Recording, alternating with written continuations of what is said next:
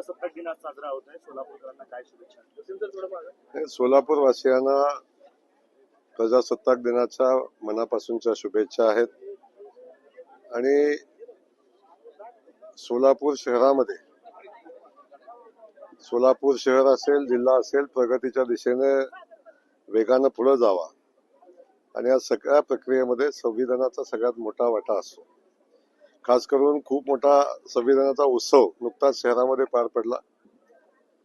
प्रचंड उत्साहाने शहरातल्या जनतेनं, मतदार बांधवांनी त्यामध्ये भागही घेतला आणि शहराच्या विकासासाठी जी लोकशाही प्रणालीमध्ये जी निवडणुकीची प्रक्रिया असते ती पार पडली.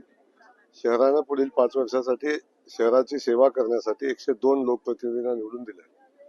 त्याही लोकप्रतिनिधींना मी मनापासून शुभेच्छा देतो. त्यांच्या हातून सर्वोत्तम या शहराची सेवा घडावी अशा पद्धतीच्या भावना व्यक्त करतो.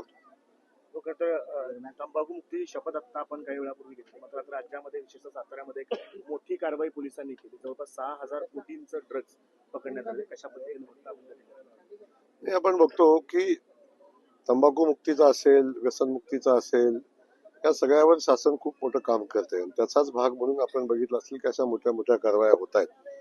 खास करून आज साताऱ्यात झालेली कारवाई त्याचं प्रतीक आहे. भविष्यामध्ये या सगळ्यांच्याकडून जे बेकायदेशीर तंबाखू विक्री असेल किंवा ड्रग्जचा विषय असेल त्याच्यावर खूप कडक कारवाई या निमित्तानं करण्याचं धोरण शासनाचं आहे. त्या अनुषंगाने कारवाई होते आणि अशा सगळ्या बेकायदेशीर कृत्यांना आळा बसला पाहिजे. त्यासाठी शासनानं आणि खास करून संबंधित व्यवस्थेनं, पोलीस यंत्रणेनं खूप ताकदीनं काम करावं लागेल. शरद पवार म्हणजे राष्ट्रद्रोह अशी टीका जी आहे ती नाही, मला या संदर्भातली माहिती नाही. मी माहिती घेऊन आपल्याला या संदर्भात बोलेल. जी ड्रग्सची कारवाई झाली त्यानंतर सुषमा अंधांना त्याच्यामध्ये राजकीय षडयंत्र वाटतं. त्यांना असं वाटतं की मुंबईचा महापौर हा भाजपचा झाला पाहिजे आणि शिंदे सेनेचा होऊ नये, यासाठी निवडणुकांच्या पूर्वी, महापौर निवडण्याच्या पूर्वी ही कारवाई केली गेली.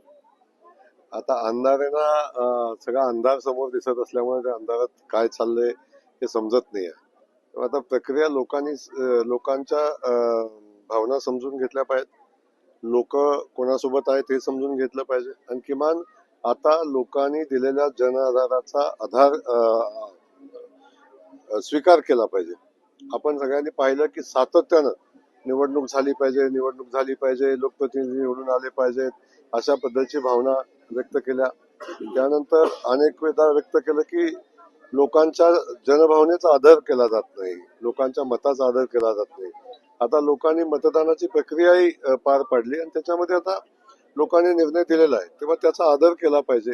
जर सुषमाताई लोकशाही मानत असतील, भारतीय राज्यघटना डॉक्टर बाबासाहेब आंबेडकरांची मानत असतील, तर त्या या सगळ्या घटना स्वीकारतील, निकाल स्वीकारतील आणि आता जी परिस्थिती मुंबई समोर आणि राज्यातल्या सगळ्या शहरांच्या समोर आणि राज्यासमोर आलेली आहे ती सगळी स्वीकारतील. हो, खरं तर सोलापूर आणि तिरुपती विमानसेवा पुन्हा एकदा सोलापुरात चर्चा सुरू झालेली आहे, काय सांगा? लवकरच सोलापूरची तिरुपतीची विमानसेवा चालू होण्यासंदर्भातले प्रयत्न चालू आहेत आणि त्यामध्ये लवकरच यश येईल अशा पद्धतीची परिस्थिती आहे. आम्ही सगळेजण सोलापूरची विमानसेवा चालू होण्यासाठी, तिरुपतीला चालू होण्यासाठी प्रयत्न करतोय.